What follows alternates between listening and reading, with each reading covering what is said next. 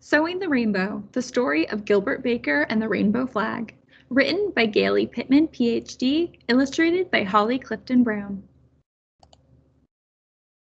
In a small town in Kansas, where everything was gray and dull and flat, there was a little boy who was full of sparkle and glitter.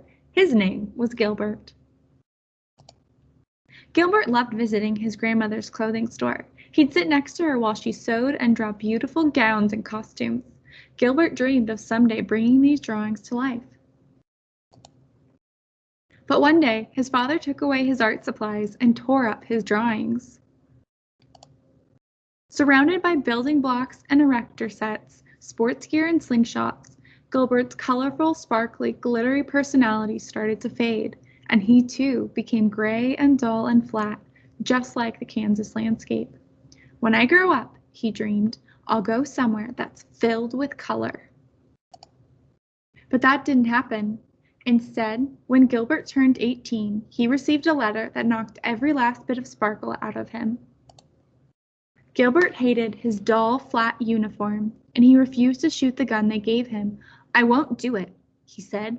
I'm not going to carry a gun. They made him do push-ups. They called him ugly names, but Gilbert wouldn't budge. The idea of shooting a gun made him feel sick. So they sent him to San Francisco, where he would never have to pick up a gun again. The day Gilbert arrived in San Francisco, he saw magic.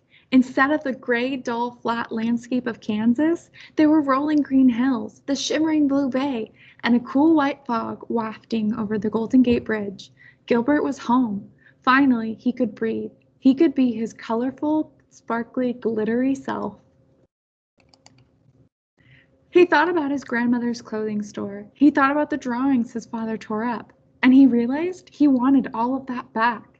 So Gilbert taught himself to sew, and he created fabulous costumes, just like the ones he drew when he was a little boy.